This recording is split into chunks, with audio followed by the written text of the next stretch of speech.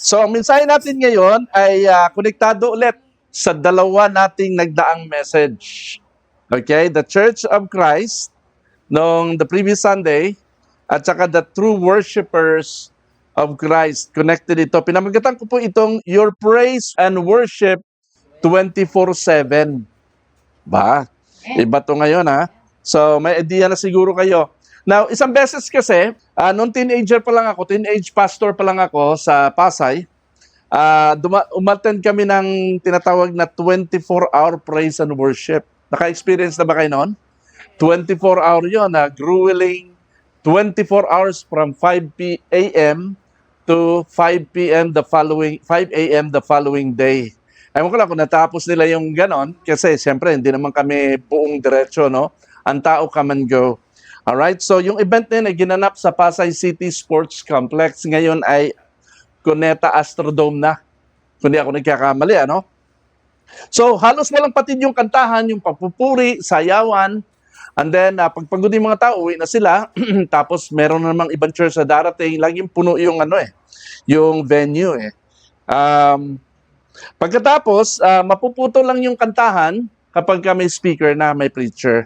Pero dugtong-dugtong yun, ano? Walang patid yung kantahan, ano? Pag dulo na ng isang kanta, papasok yung isa. So 24 hours talaga yung ginanap na yun. Naka-attend din ako ng isang, nag-participate din ako sa isang 16-hour praise and worship later, dito sa JLGC noon. Pero yung 24 hours talagang matindi. No? Sa St. James, okay. People of Grace, all right. So, talagang halos walang patid. Ang tanong ko, kung posible yung 24 hours, praise and worship, posible kaya yung 24/7, praise and worship? 24/7, ibig sabihin, ay buong isang linggo. No? Alright, at dudugtong sa susunod na linggo, 30 days a month. 365 days a year. Yun ang ibig sabihin ng salitang yan. Alright, so buksan natin ang Romans chapter 12, verse 1 to 2 sa inyong mga Bibles. Dito sa ating screen, babasahin ko lang. Therefore, I urge you, brothers and sisters, in view of God's mercy, to offer your bodies as living sacrifice, holy and pleasing to God. This is your true and proper worship.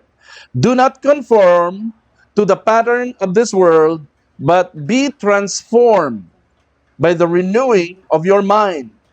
Then you will be able to test and approve what God's will is, His good, pleasing, and perfect will. Sa Tagalog, kaya nga, mga kapatid, alang-alang sa masaganang habag ng Diyos sa atin, ako'y nakikiusap na ialay ninyo ang inyong sarili bilang isang handog na buhay, banal at kalugod-lugod sa Diyos.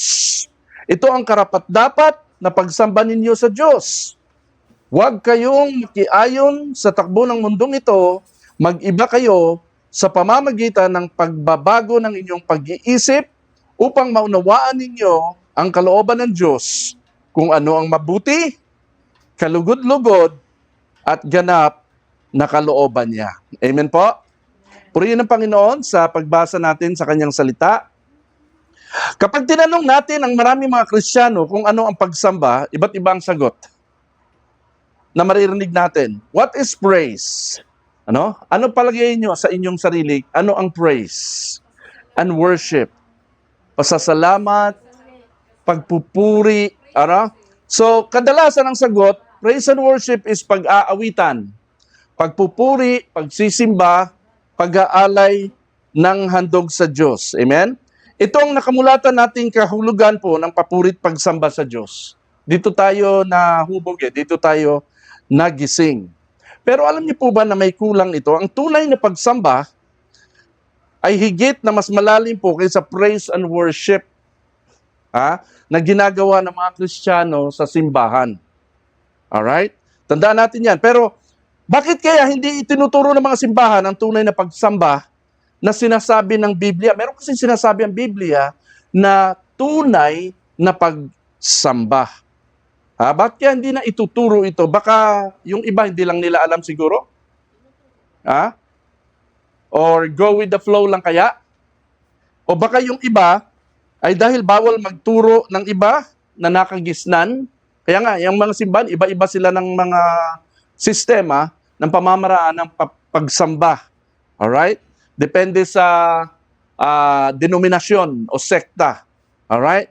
So, may iba na bawal yan, yung ganitong sistema, ganito lang tayo kumanta, ganito lang tayo magpuri, wala tayong instrumento, ganito lang.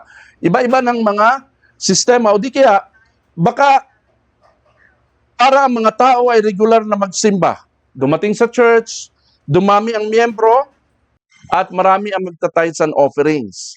Ano? Pero today, I'm going to share to you what exactly the Bible teaches about worship. At ito'y mas malalim sa akala natin. Part dito sa aking isi-share ngayon ay nandoon sa ating topic last week. Alright? Alam nyo ba na ang worship na ginagawa natin ngayon sa simbahan ay Old Testament practice ito? Na inalis na po ni Lord, na inalis na ng Diyos 2,000 years ago. Alright? Ito yung ating ginagawa ngayon na kinasanayan natin. Sa mga di pa nakakaalam, balikan niyo po yung video message natin last week sa YouTube. Nandun na yan. So, panoorin nyo kung ano yung detalye, kung paano inalis ng Diyos ang traditional o Old Testament worship. No, nandoon yung detalye sa the true church or the true worshipers of Christ. Yes, ito po yung tabernacle worship, no? Ito yung mga elemento ng worship na inalis na ng Panginoon, yung tabernacle, okay? Yung tent. Ang tawag doon yung tent, no? Sa desierto nung sila'y umalis sa Egypt. Tapos nag-evolve ito sa temple. Nagpatayo si Solomon, King Solomon ng temple. Kaya ito yung pinaka-building kung saan nasanay ang tao na pupunta sa building, sa place of worship. Alright? And then, nandoon yung Ark of Covenant. Now, itong templo pala na to, sa ngayon, ito yung pattern ng naging simbahan ngayon. Alright? Kaya nagsisimba ang mga tao. Mga tao nung unang panahon pupunta sa tabernakulo, sa temple, para sumamba. Tayo naman ngayon pupunta tayo sa simbahan para sumamba. Nandoon yung Ark of the Covenant. Ito yung simbolo ng altar. No? Kaya sa church, merong altar. Kumbaga, nandoon yung Ark of the Covenant. Yung pag-aalay ng handog, ito yung praise and worship. No? Yung pagkakatay ng animal sacrifice. No? Iaalay yun doon. Ito yung pinaka-praise and worship na kinasayanan ng tao. Yung mga ceremonial laws. Maraming ceremonial laws. No? 613 daw ang kabuuan ng dami ng mga ceremonial laws sa Old Testament. Tapos yung bansang Israel. Ang bansang Israel, ito yung kumbaga, mga Kristiyano ngayon na sumasamba. And then yung pangalan ni Yahweh. Alam niyo po ba, lahat ng itong mga elemento in the Old Testament worship ay inalis na ito 2,000 years ago. Ibig sabihin, hindi na ito ang paraan ng Diyos para tayo ay sumamba sa Kanya. Ngayon ang tanong, doon sa pangalan ni Yahweh, no, masyadong matunog ngayon ang pangalan ni Yahweh. Alright? Di ko alam kung bakit ngayon lang, nung bata ako, hindi masyadong yan eh. Mas noon, Jehovah ang ginagamit eh. Ngayon, pero, because siguro of the social media, bakit walang turo si Jesus at ang mga apostol na sambahin si Yahweh? Meron kayong idea? Si Yahweh yung Diyos eh. Bakit walang turo? Hindi ba kayo nagtataka also kung bakit never na binanggit ni Jesus ang mismong pangalan ng Ama? Tama? You follow? Bakit hindi binanggit ni Lord ang mismong pangalan ng kanyang Ama kapag pinakikilala niya ang Ama sa mga tao? Lagi niya lang sinasabing Ama. Kayo ba? Tanungin ko kayo. Pag ipinakilala niyo ba tatay niyo, hindi niyo ba sasabihin yung pangalan ng tatay niyo? Sasabihin, di ba? So very strange na si Jesus, throughout the Gospels, never siya nagbanggit ng talagang pangalan ng Ama. Ang Ama kasi ay title, no? Na pinuno ng pamilya. Pero yung pangalan di niya binabanggit. Alam niyo kung bakit? Bakit tayo sa Christianity, no? Ngayon, big deal sa atin ang pangalan ni Yahweh. At madalas natin binabanggit, ginawan pa ng kanta yan, ng papuri at pagsamba kay Yahweh. No? Ginawan pa ng awit ni Gary V yan. Wala namang masama doon. Pero strange lang, natanong ko lang. No? Wala ito sa New Testament. Na ito'y parte ng mga elemento ng Old Testament na tinanggal na. Okay? 2,000 years ago. Sabi natin sa pinag-aralan natin last week. So think about that. At porke ba nasa Bible ang pangalan ni Yahweh na sentro ng pagsamba ng mga Hudyo sa lumang tipan, dapat ba natin gayahin? Dapat din ba natin gawin? Ano?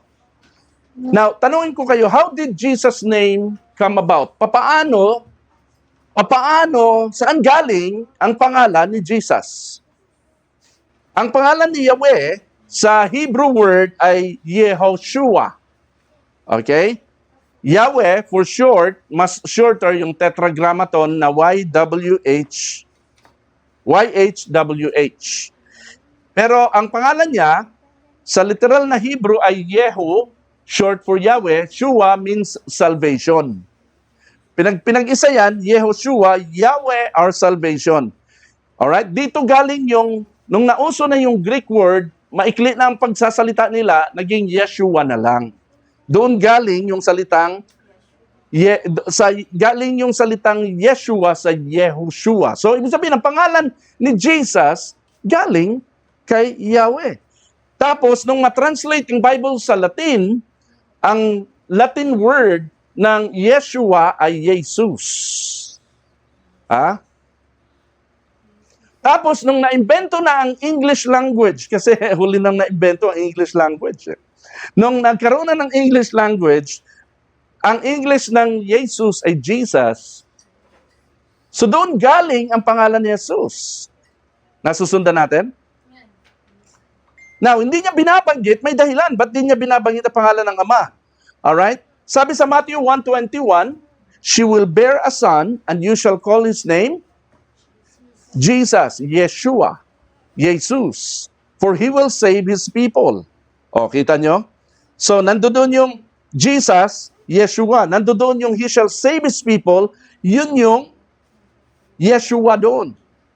Yahweh, our salvation. Tapos sabi niya, I and the Father are one. Iisa lang kami. Sabi pa niya, anyone who has seen me has seen the Father. Alright? Kita nyo? Ba't di binabanggit ni Jesus Christ ang kanyang Ama? Kasi nakita nyo na. Alright? Dahil sila ay iisa lang. Kasi pag binanggit pa ni Jesus si Yahweh, na kanyang Ama, pwedeng ma-process sa utak ng mga tao po na dalawa ang Diyos. Ay bawal yun sa Hudyo. Blasphemy yun sa Jewish religion. Okay?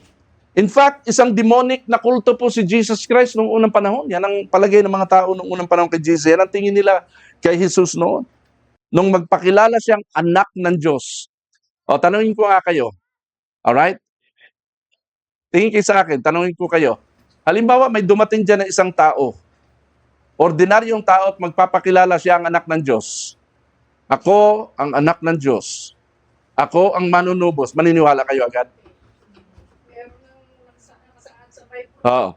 So, kasi tayo, ang ating utak ay nasa Biblia. Yun ang ating standard of faith. May dadating, di tayo maniniwala. Sila, ang standard of faith nila ay ang Old Testament. No? May dadating na nagpapakilala, kulto yun.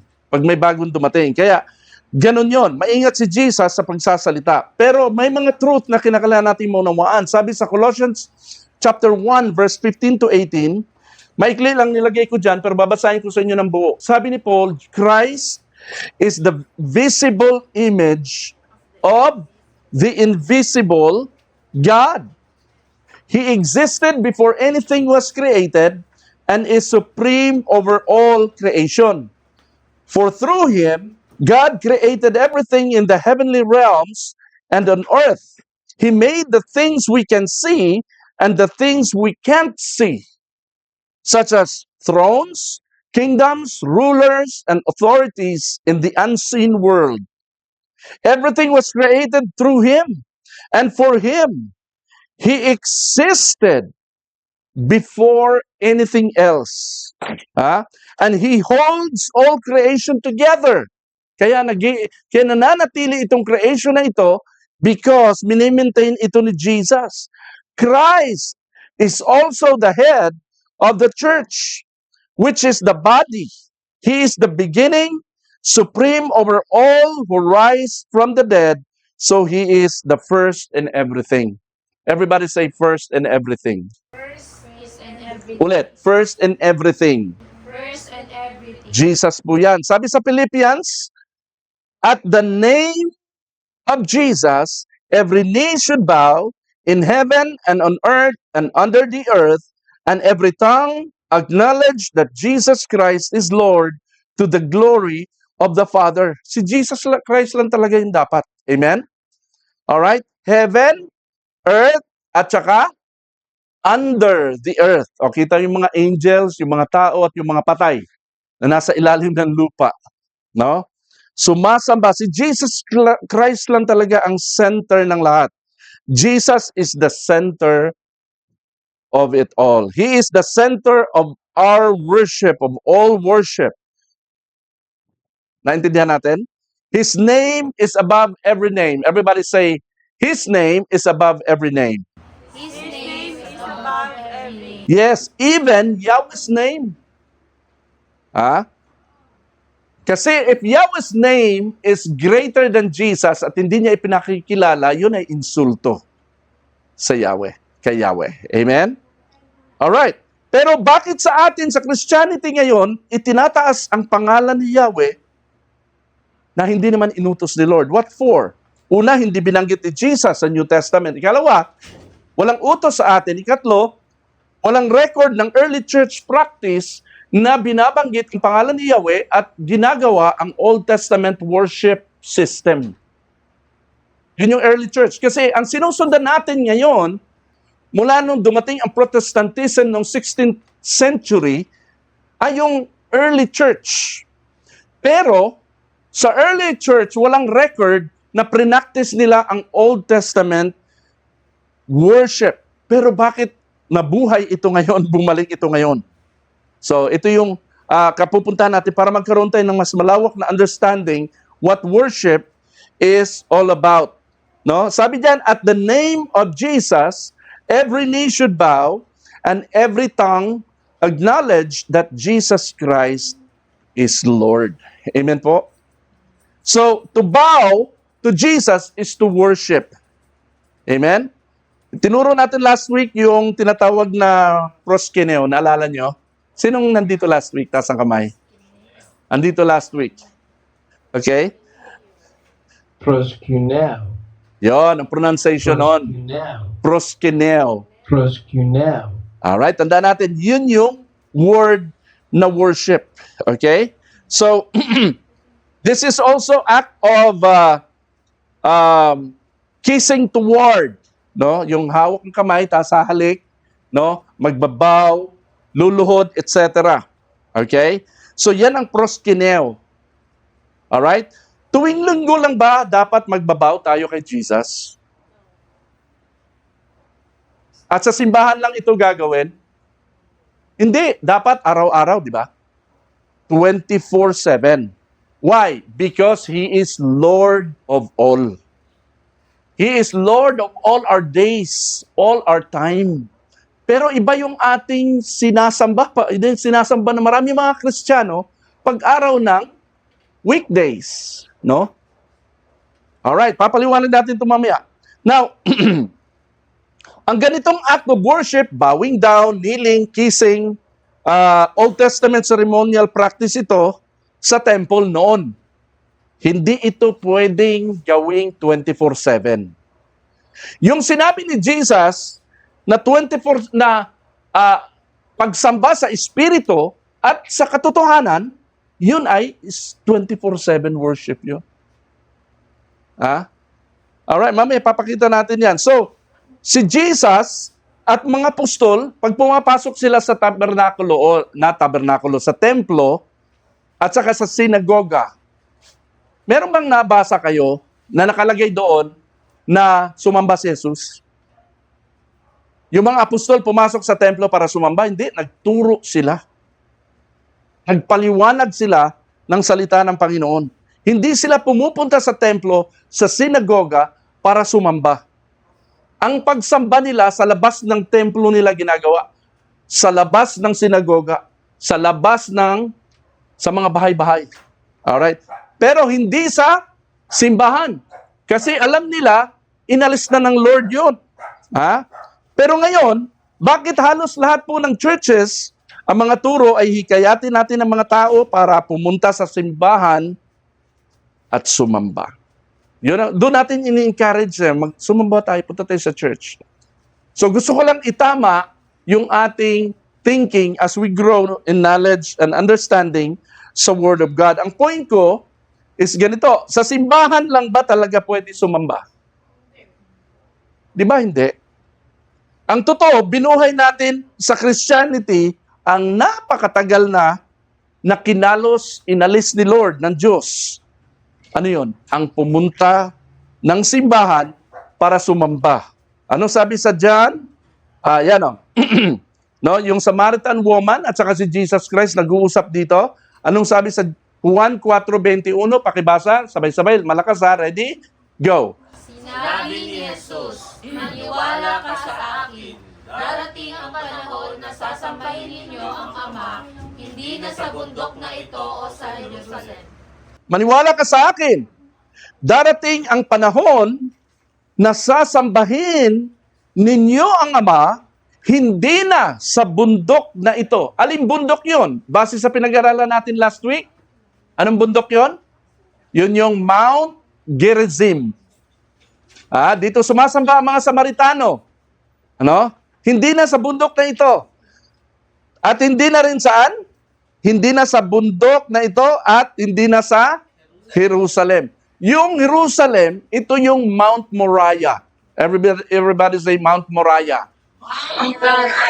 Ang tawag doon sa temple ng Jerusalem ay Temple Mount. Doon nakatayo sa Mount Moriah ang temple ng Jerusalem. Bakit doon itinayo ang temple? Alam niyo kung bakit? Kasi noong tutusukin na ni Abraham si Isaac, yun yung bundok na yun, Mount Moriah yun. Kaya kiniklaim nila na dito unang ginanap ang paghahandog. Alright? Kaya doon tinayo. Pero sabi ni Jesus sa verse na ito, hindi na sa simbahan, hindi na sa mga bundok-bundok. Inalis niya na ang sistemang ito. So noong sinimulang itatag ni Jesus Christ ang New Testament Church, ang Ecclesia, inalis na ng Diyos ang ceremonial places of worship, ang Mount Gerizim Temple at ang Mount Moriah Temple in Jerusalem. Kaya yung sinasabi ni Paul na pagbow at pag-acknowledge kay Jesus bilang Panginoon ay hindi yon sa pamamagitan ng mga pag-aawitan at pagpupuri na ginagawa sa simbahan. Naintindihan natin? Kundi sa realidad ng personal na pamumuhay ng mga mananampalataya. Yun pala yun. Yun ang 24/7 praise and worship practice sa New Testament. Kaya ang mga noong bumaba ang Holy Spirit sa Acts chapter 2, no? Sa Day of Pentecost, dumami ang mananampalataya, naging 3,000. Araw-araw silang nagtitipon. Pero hindi para sumamba. May nabasa ba kayo sa Acts chapter 2, nagtipon sila at sumamba? Hindi. Ang kanilang pagtitipon was not intended to worship God. Kasi ang worship ay hindi sa pagtitipon ginaganap. Ang kanilang pagtitipon ay gathering of believers. Papakita ko sa inyo yung verse kung anong ginawa nila. Mamaya, no? So, ang ibig sabihin dito, ang ibig sabihin sa espiritu at sa katotohanan, alright? Asan na yun? Yan. 1:4:21. Sige, pakibasa muna. Ready? Sabay-sabay ha. Ready, go. Ang Diyos ay siyang sambahin sa espiritu at sa katotohanan. Yun. Ang ibig sabihin ng sa espiritu at sa katotohanan ay walang simbahan, espiritu nga eh. Walang place of worship, walang lugar, walang oras, walang mga programa, walang mga sistema. Wala lahat. Kasi ang pagsamba ay wala na sa mga elementong ito. Alright? Ang pagsambang ganito ay magagawa lamang sa kaloob-looban ng kaibuturan ng puso ng mga anak ng Diyos. Yun yung pagsamba sa espiritu at sa katotohanan. Amen po ba? Amen. Pero hindi ganito ang emphasis. Tandaan nyo hindi ganito ang emphasis ng mga churches patungkol sa worship ngayong mga panahon na ito. Ang tanong dito, anyari? Sa halip, ay ang magtungo daw tayo sa simbahan at doon tayo umawit ng papuri at sumamba sa Diyos. Hindi ba gano'n naman ang very common na sinasabi? Punta tayo sa church. Saan galing na naman yun? Yung ganong klaseng panghikayat. Yun ay galing sa Psalm 122 verse 1.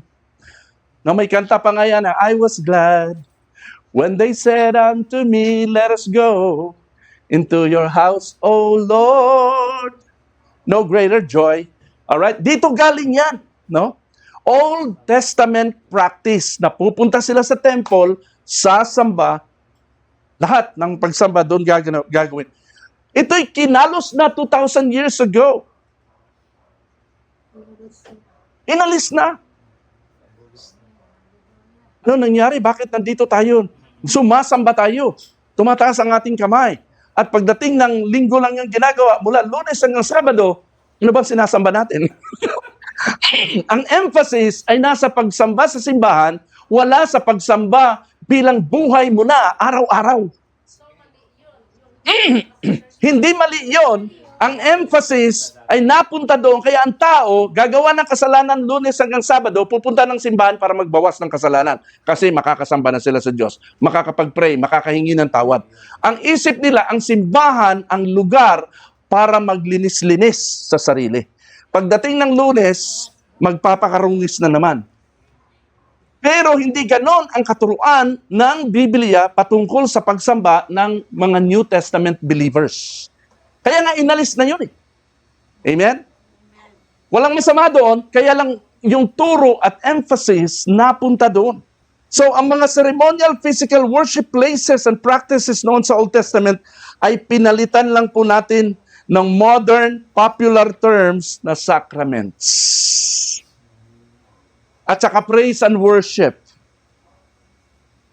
Saan mo mababasa sa Biblia ang salitang sacraments at saka praise and worship? Wala, inimbento yan eh. Yung temple, pinalitan lang ng salitang simbahan. Pero lahat ng sistema, pattern doon. Sa Old Testament, kalakaran din yung pagsasamba na sila, mananalangin, at aakyat sila ng bundok. Alam niyo yun? Akyat ng bundok, magpipray, doon mag-aalay. Doon magpipray na matagal. Si Jesus, alam niyo, pumunta siya sa wilderness, di ba? Ano siya? Nag-fasting siya. Kinopya natin yun. Kaya meron tayong prayer mountain. Wala namang masama sa prayer mountain. Kaya lang, nag-i-insinuate kasi yun sa utak ng ibang mga tao, ibang believer, na baka sa prayer mountain ay mas pakikinggan ako ng Diyos. Na para bang may designated place na ang Diyos makikinig sa'yo. Kasi na-inculcate, na-insinuate sa isip ng tao yung sistema ng Old Testament. Sa Old Testament kasi ganun eh. Pero nung sinabi ni Jesus sa John chapter 4, verse 20 to 24, hindi na ganun. Kaya makita mo from all throughout the book of Acts hanggang sa mga letters ni Apostle Paul, wala siyang itinuturo, wala silang pre-practice na katulad ng pagsamba sa Old Testament. After ng death and resurrection of Jesus Christ, everything changed for good. The New Testament Church assembly of believers in Christ is intended not for worship, but for fellowship, for prayer, for teaching. Yun. That's why, ang inilagay natin description dito sa church natin ay fellowship, Christ Great Commission Fellowship, hindi church. Kasi this is not a church building where people would worship. Amen? Ang church ay hindi institusyon at lalong hindi ito lugar o place for worship. Ito ay place for gathering together, meeting together ng eklesiya. Amen po ba? Ang eklesiya, yung church, tayo yun, the called out ones. Yeah? Yan yung kumbaga, yan yung ginagawa natin. Nandito tayo not to worship God, nandito tayo nagsasama-sama, no, to fellowship with one another. Kaya nga sabi nga ni John, tinan mo sa basa nito sa 1 John ha, sabi niya, kung namumuhay ka sa kadiliman, 1 John 1. kung namumuhay ka sa kadiliman, nagsisinungaling ka. Wala tayo, we don't have fellowship with one another. Kasi ang purpose ng fellowshipping is sharing ng buhay mo, liwanag mo kay Christ. Yun yung purpose ng church. Hindi tayo ang pumupunta sa church, tayo mismo ang church. Amen? For we are the temple of God. Therefore, our worship to God is already happening from within us, in our spirit, in our truth. Ang truth ni Christ nasa atin na eh. That's why God is looking for people to worship Him in spirit and in truth. Nasusundan natin? This is not all about singing and music. Pwede nating gawin yon, pero wag sana nating isipin na nakapagsamba na tayo kay Lord dahil kumanta tayo at parang napakaganda ng kantahan namin. Kaya yung iba, naghahanap pa talaga ng magandang church na maganda ang tugtugan eh. Kasi na-inculcate kasi for so many years na ang pagsamba ay nasa praise and worship sa church. Kaya nagagalit yung mga pastor pag dumadating yung mga miyembro na late na, hindi na dumating sa praise and worship. No? Kasi ando doon ang pagsamba eh, sa praise and worship eh. Alright, na-inculcate yun, naituro yun eh. Ang church ay tinitipon lang ng Diyos bilang isang katawan to fellowship with one another at hindi para sumamba sa Diyos. Dahil ang pagsambang kinalulugdan ng Ama ay ang ating buhay Kristiyano kay Kristo 24/7. Yun yung ating pagsamba. 24/7. Amen? Yan. Alright. Bakit tayo nagtitipon-tipon? Anong sabi is... Episinagoge. Yon, yung nakaraan. Episinagoge. Episinagoge. Yan yung meeting together na sinasabi sa Hebrews chapter 10 verse 25 na wag daw nating kaligtaan. No?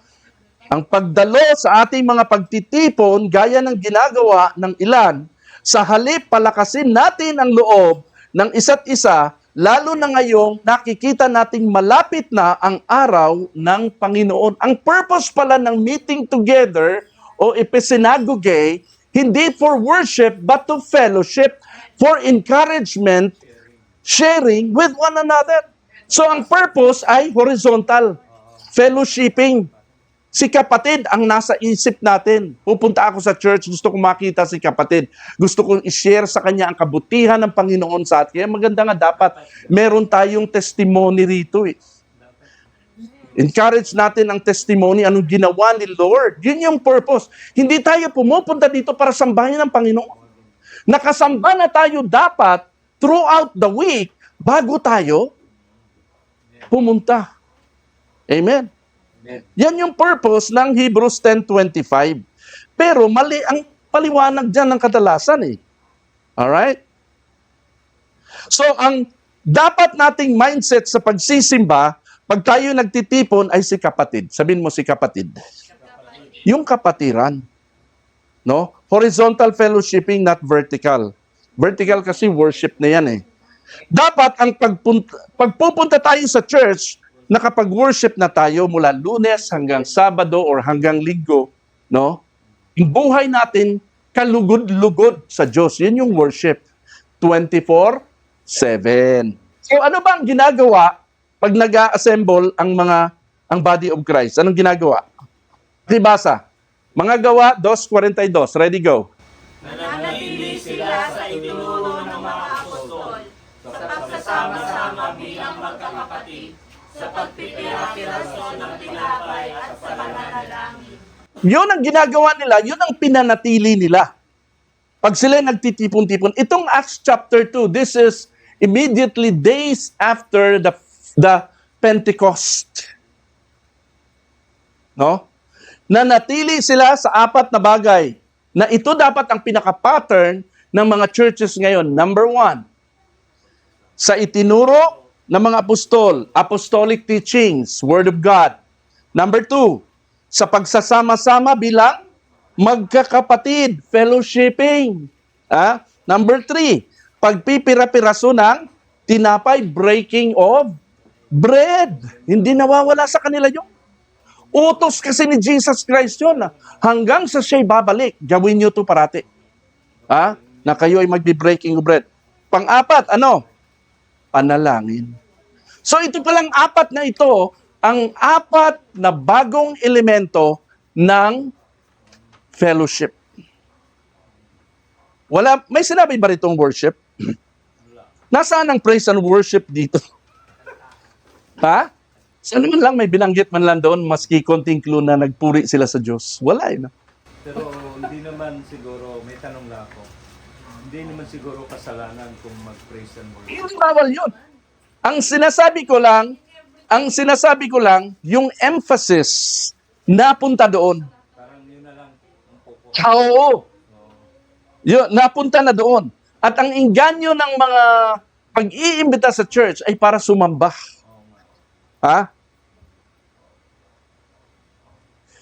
Now, tingnan natin si Apostle Paul kung ano nangyari. Saan sila kumanta? Di ba? Meron din kanta sa Bible eh.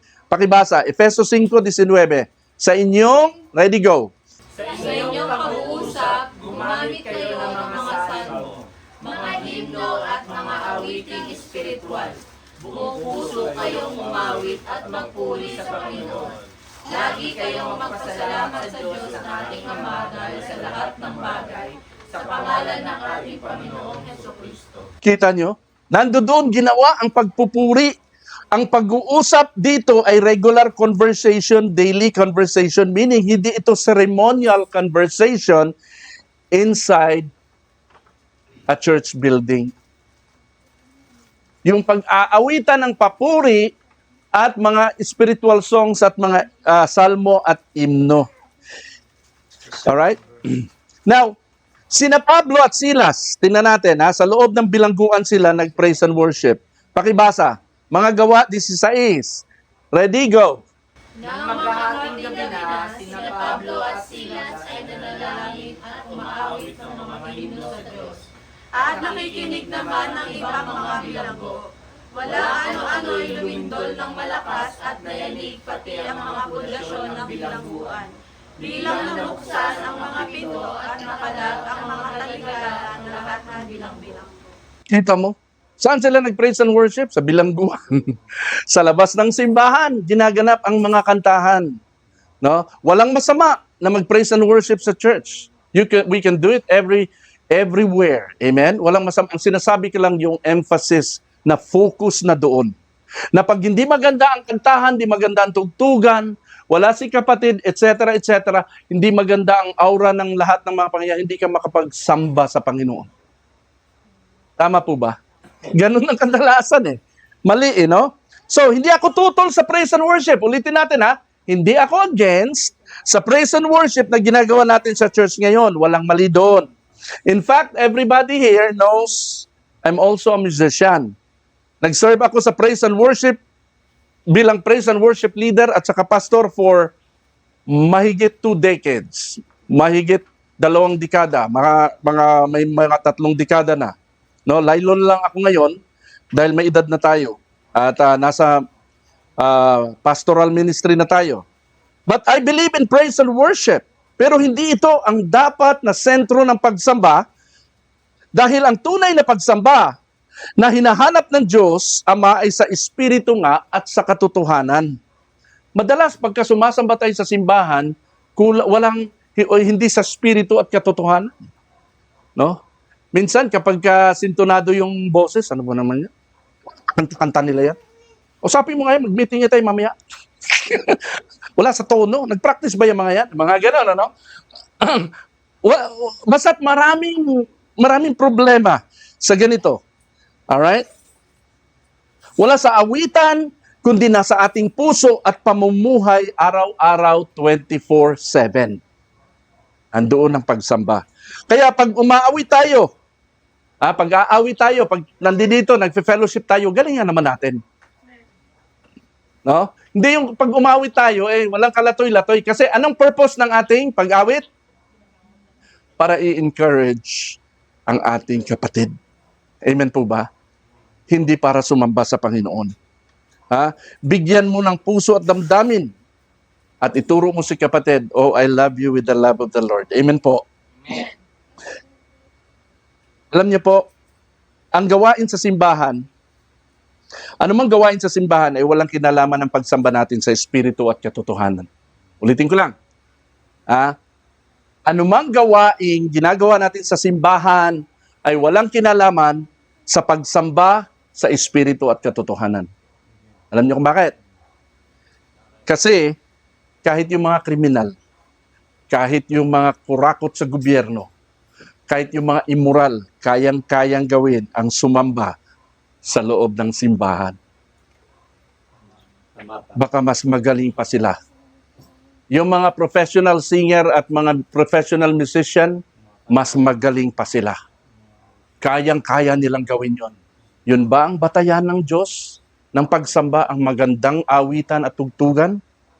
Ang pagsamba sa Espiritu at katotohanan ay personal na pakikipag-ugnayan ng individual sa Ama sa kanyang araw-araw na tapat at matuwid na kalugod-lugod sa Diyos na pamumuhay. Kaya this is your praise and worship 24/7. Are we learning? Sa Romans chapter 12, ito coming from Paul pa ito coming from Paul himself na lumaki sa kultura ng Old Testament worship system, ay nakakagulat, no? Na marinig sa kanyang bibig mismo, sa kanyang letter, sa kanyang epistle mismo, na ang true and proper worship daw ay hindi sa pagpunta sa templo, hindi sa mga awitan, walang altar, walang pari, walang mga offerings. True and proper worship yun. Si Paul ito sanay siya sa temple worship. Pero ang sabi niya, ito ang true and proper worship. Himayin ko sa inyo. Anong sabi diyan? Pakibasa Romans 12:1. Therefore, ready, go. Therefore, I urge you, brothers and sisters, in view of God's mercy, to offer your bodies as a living sacrifice, holy and pleasing to God. This is your true and proper worship. Ang true and proper worship daw ay walang tugtugan, walang kantahan, walang sayawan, wala nitong temple, walang pari, walang programa. Body, katawan daw natin. Ang kalikasan ng tunay na pagsamba ay yung ating mismong physical body ang i-offer natin bilang buhay na handog. Susundan natin, ialay ninyo ang inyong katawan. Ay grabe. Paano kung ang katawang yan ay namumuhay sa immoralidad? Pero ikaw yung worship leader sa church. Paano kung ang katawang yan, ikaw ay meron kang kabit, pero ikaw yung song leader ng church, praise and worship leader. Ikaw yung music director ng church. Hindi, sikreto lang. Walang nakakaalam na namumuhay ka sa immorality. Marami sa church na nag-worship na hindi tunay na Kristiyano. Alam nyo kung anong batayan ng tunay na Kristiyano at hindi? Sa church lang magaling, pagdating sa bahay, sa trabaho, hindi namumuhay ng ayon sa kanyang pagsisimba. Amen po? Kasi kailangan meron kang conviction.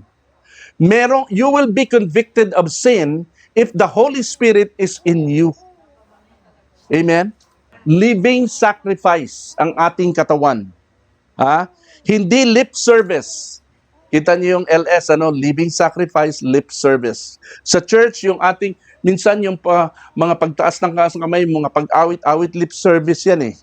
Lip service is our praise and worship. Living sacrifice is our living body glorifying God with our actions and kingdom lifestyle. Bakit katawan? Ang tanong, bakit katawan? Sabi ni Paul. Living sacrifice ang iaalay, hindi lip service o papuri sa Diyos.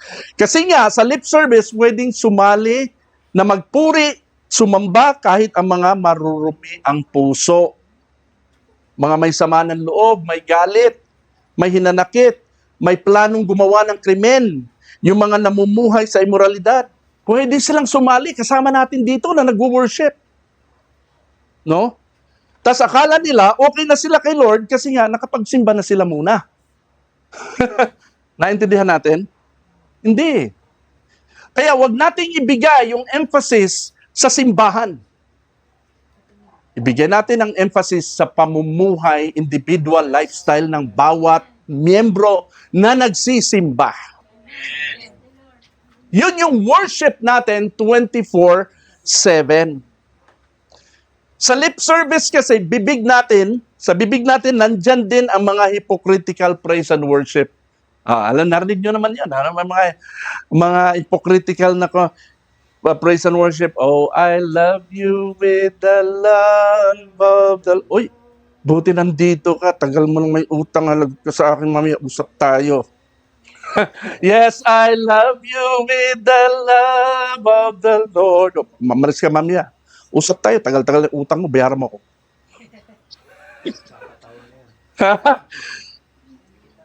Kailan may di kita ipagpapalit, pagkat sa piling mo'y langit, mahal na mahal kita, Panginoon. Pag-uwi sa bahay, ganun din ba? Monday through Saturday. Totoo bang mahal natin si Lord? O baka sa simbahan lang tayo magaling? So again, bakit nga katawan talaga ang alay na kailangan na sinabi ni Pablo?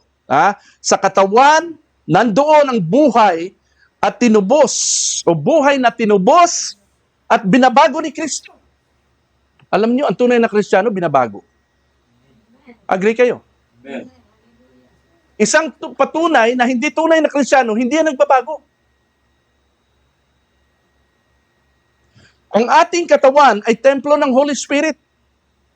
Pangatlo, ang ating katawan ay para sa ikaluluwalhati ng Diyos. Kaya katawan ang living sacrifice.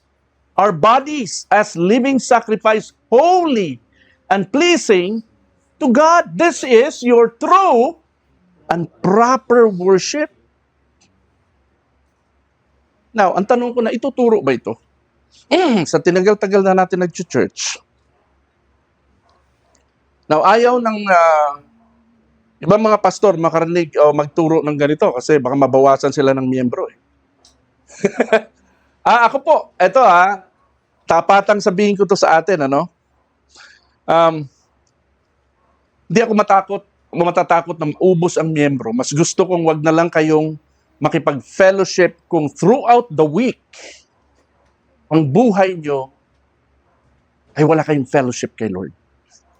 Ang buhay nyo ay madilim. Amen? We are here to share what God, the goodness of God in our life throughout the week. Amen? Gusto mo encourage sa atin yun. Pwede nyo bang i-workout yun? Encourage sa atin yung merong testimony. I-require siguro natin sa simula para magkaroon naman ng masanay kayo, matrain, okay? So sa pamamagitan ng ating buhay, sa pamamagitan ng ating katawan, living sacrifice, ang pagsamba ay hindi lingguhan, kundi 24/7 lifestyle worship. Amen ba? Ang tunay na pagsambang hanap ng Ama sa langit ay nasa mga ginagawa natin sa pribadong buhay natin araw-araw. So kung ang pagsamba ay sa simbahan mo lang ginagawa tuwing linggo at mula Lunes hanggang Sabado ay hindi living sacrifice ang iyong buhay, walang kwenta ang iyong pagsisimba-simba.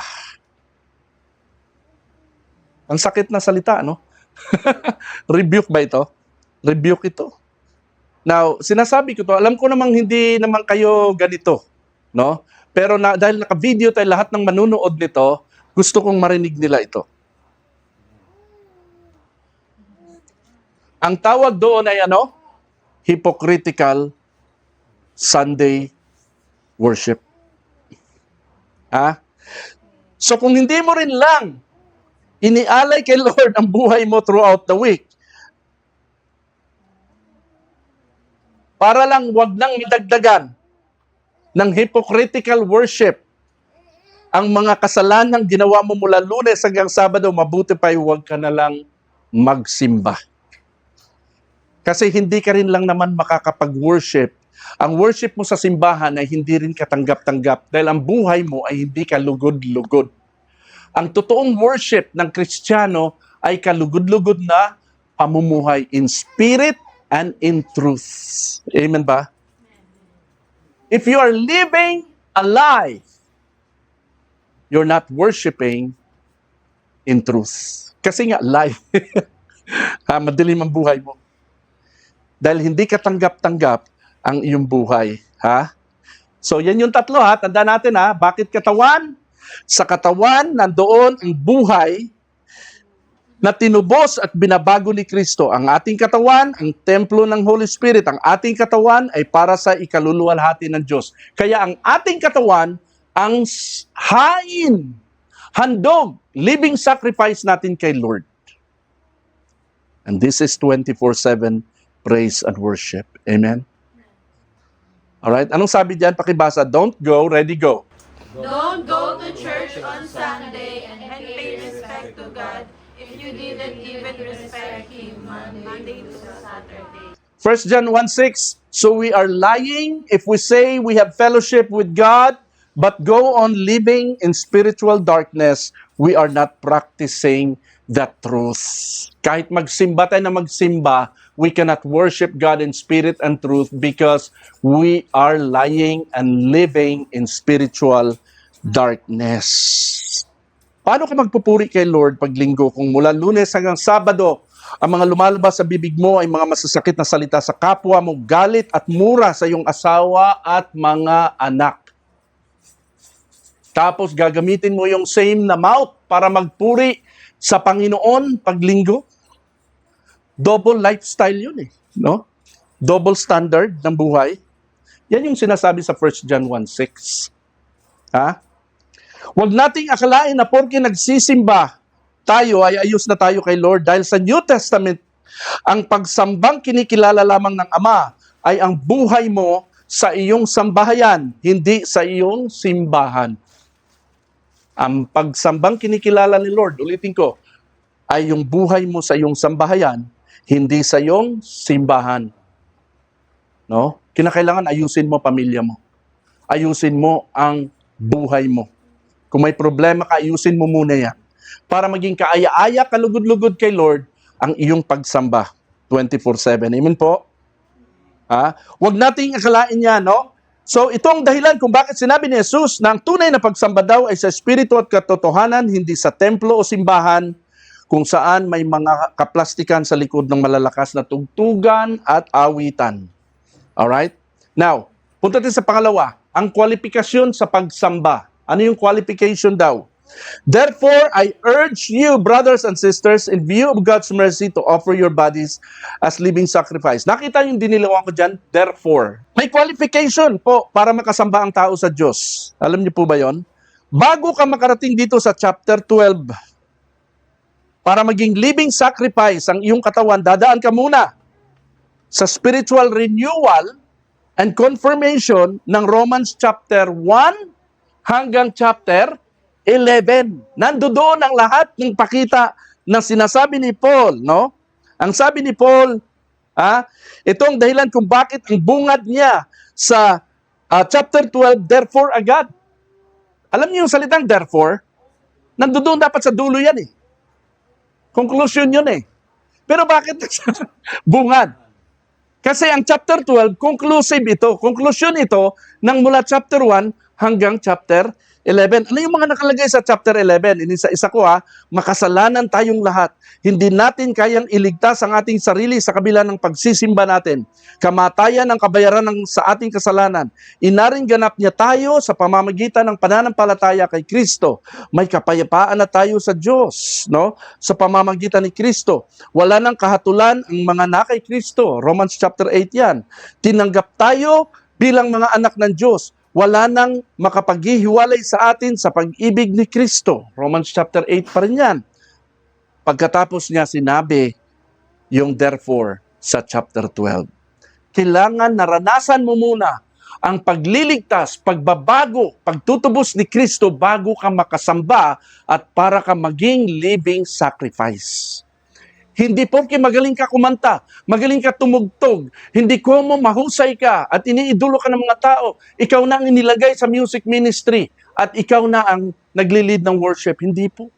Dadaan ka muna, bago ka maging living sacrifice, dadaan ka muna sa chapter 1 at saka hanggang chapter 11 ng Romans. Alam niyo, Romans, tinawag yung Romans Road eh. Narinig niyo ba yung Romans Road? No? Sunod-sunod yan, mula sa pagiging makasalanan ng tao, kabayarang kasalanan, tinubos tayo ni Kristo, daan papunta sa kaligtasan, pagdating sa chapter 12, worship. So bago ka pala makapag-worship kay Lord, kinakailangan save ka muna. Binagong buhay ka na muna. Amen po? You are now a living sacrifice. Kaya sabi ni Paul dito, I urge you.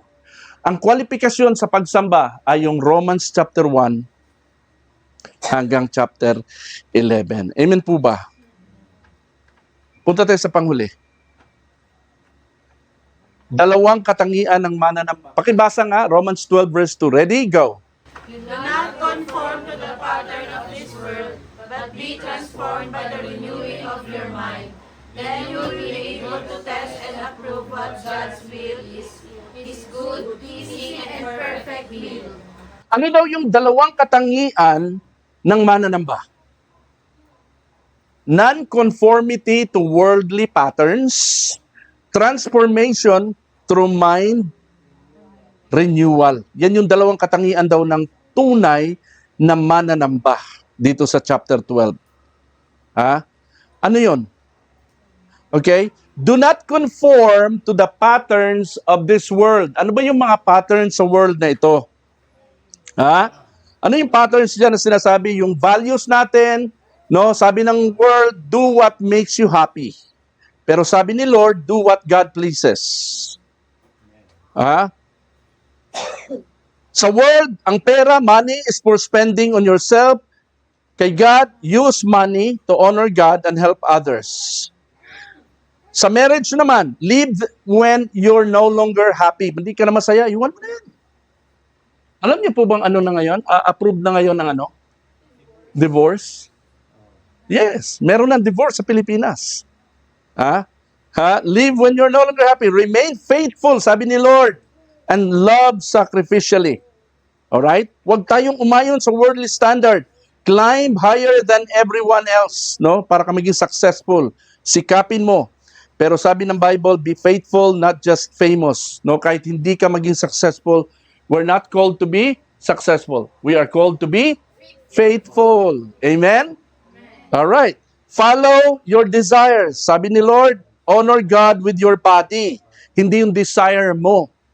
No? Kung ang fleshly desire mo ay immorality, kung ikaw ay tunay na Kristiyano, you will honor God with your body.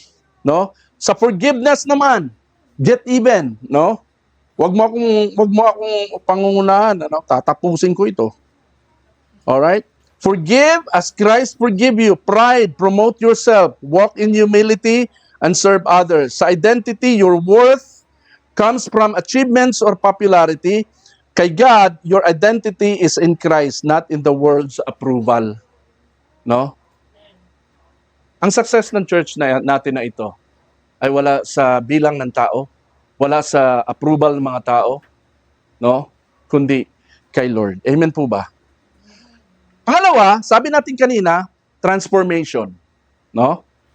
Transformation through mind renewal. Ang word sa Greek ng salitang transformation, be transformed, na sinabi ni Paul, ay metamorphostai.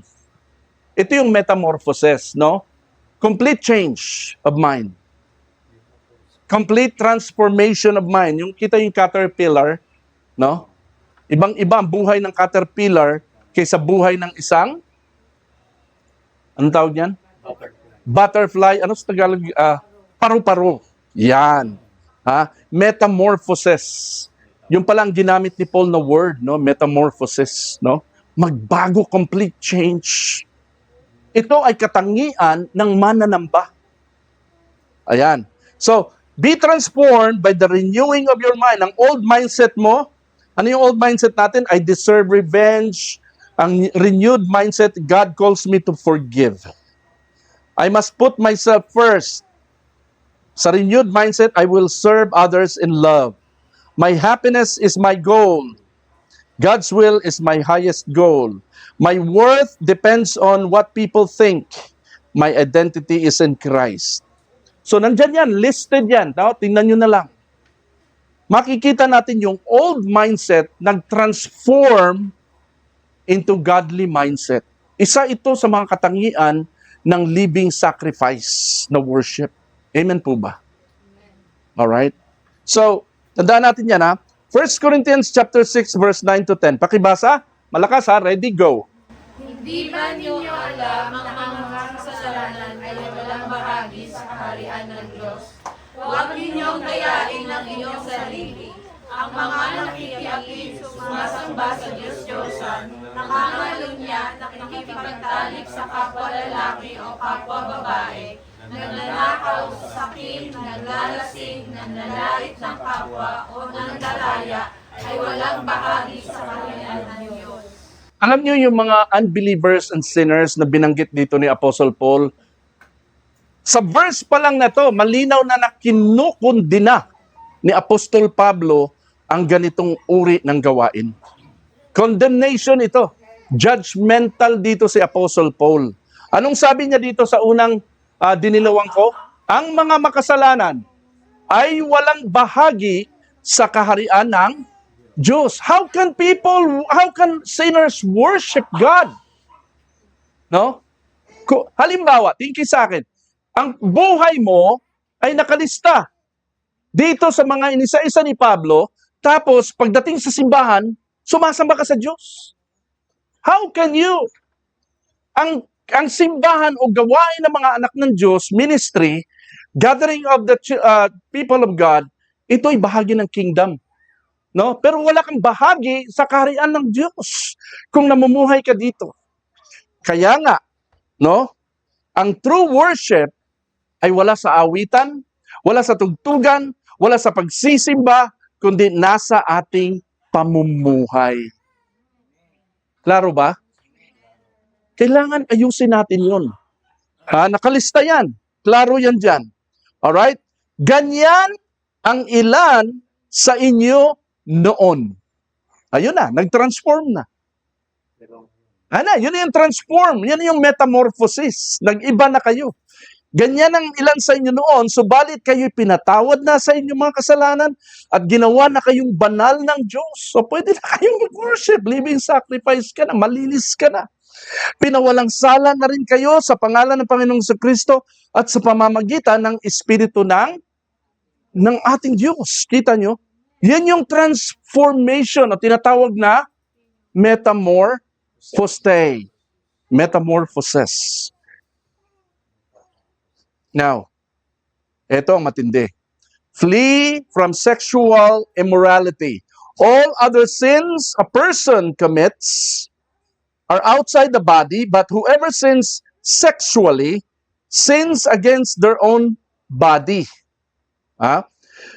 Do you not know that your bodies are the temple of the Holy Spirit who is in you, whom you have received from God? You are not your own. Everybody say, you are not your own. You are not your own. Hindi na ikaw ang may-ari ng katawan mo. Sino may-ari ng katawan mo? Jesus. Hindi na. Hindi na ikaw. You are not your own. You were bought at a price. Therefore, ito na yung salitang therefore na naman. Honor God with your bodies. Kaya ang living sacrifice, katawan talaga natin. Ang ating 24/7 praise and worship ay katawan natin. Kinakailangan ihiwalay natin ang katawang ito sa buhay makasalanan. Papaano? Kailangan yung isip natin ay mag-transform by the renewing of your mind. Amen po ba? Yan yung message dyan. Ha? Kahit sino pwede magpastor eh. Ha? Alam niyo ba na may mga pastor na hiwalay sa asawa? Sa lahat ng nanonood ng video ito, no? May pastor na hiwalay sa asawa, nagpastor. Pwede ka magtayo ng church. Pero may pamantayan ng Biblia. Nung sabi sa 1 Timothy 3:2, no? A bishop must be blameless, the husband of one wife. Isa lang dapat. Immorality. Ang pag-aasawa ng dalawa. Kasama yan sa immorality. Deacons. Ano yung mga deacons? Sila yung mga helpers sa church. Sila yung music ministry. Sila yung mga Sunday school teachers. Yan ang mga deacons. Ha? Sabi dyan, husband of one wife pa rin. Kung gusto mo maging deacon, maglingkod ka sa simbahan, dapat. Isa lang asawa mo. Wala kang kabit. Ano pa? Elders. Kung gusto mo maging elder, gamitin ka ng Panginoon, husband of one wife ka pa rin. So, isa ito sa pinaka-prime standard ng mga naglilingkod sa simbahan. Pwede ka maging elder, pwede ka maging deacon, pwede ka maging pastor, pero sinusuway mo ito. Ang tanong, katanggap-tanggap ba kay Lord ang paglilingkod mo? Hello? Ganun katindi. Alam niyo po, meron na pong church na ganito. Alam niyo po ba to? LGBTS Christian Church. Sa Doña Carmen. Ayan o. Ayan o. Doña Carmen sila nag-start 2026 at na-register sila ng 2012. LGBT meaning let God be thy Savior. Pwede ka maglingkod. Pwede ka magkaroon ng church. Pero, eto, tingin kayo sa akin. Okay lang. Para sa akin, na member ka ng LGBT, basta't hindi ka namumuhay ng immoralidad. Hindi ka nakikipagtalik sa kapwa lalaki, hindi ka nakikipagtalik sa kapwa babae. Kung kaya mo yon, pasado ka sa standard ng Bible. Pero kung gagamitin mo ang relihiyon at ang faith mo kay Lord para mabigyan ng lusot ang iyong LGBT lifestyle, may sinusuway tayo na salita ng Panginoon.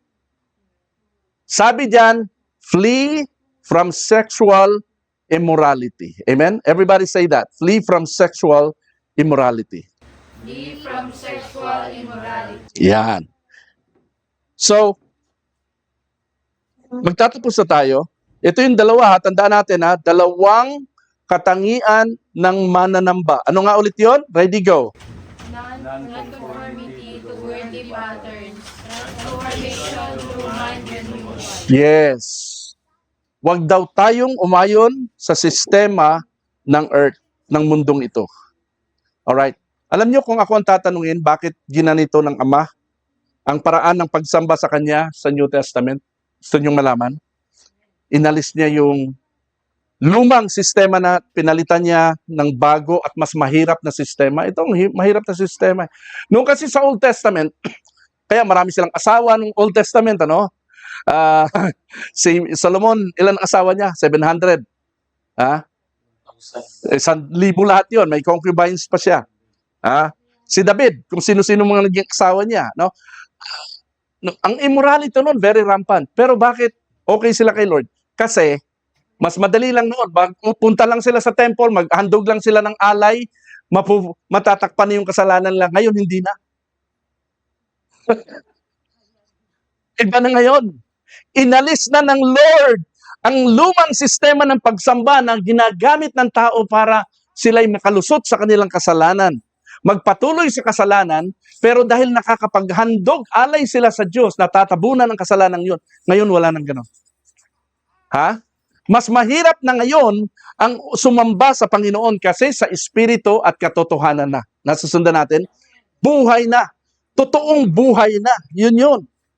Gusto niyo malaman kung anong nasa isip ko? Simple lang. Para hindi makasamba ang mga hindi tunay na Kristiyano. Pag hindi ka tunay na Kristiyano, sa linggo ka lang magaling. Pagdating sa bahay, sira ang iyong buhay. No? Tandaan natin yan. Alam nyo bang ang simbahan, napakadaming hindi tunay na Kristiyano ang kasamang nakikisimba sa atin sa Diyos? Pero tanging ang mga tinubos lang ni Kristo, ang mga anak ng Diyos lamang, ang may kakayahang sumamba sa espiritu at katotohanan 24/7. The rest, hanggang simbahan lang ang pagsamba nila. So by this message po, and I appeal to everybody, I want you to check yourself, ask yourself, am I just religious or I really love the Lord? Maituturing ba na pagsamba 24/7 ang buhay ko? If not, you still have chance to be transformed.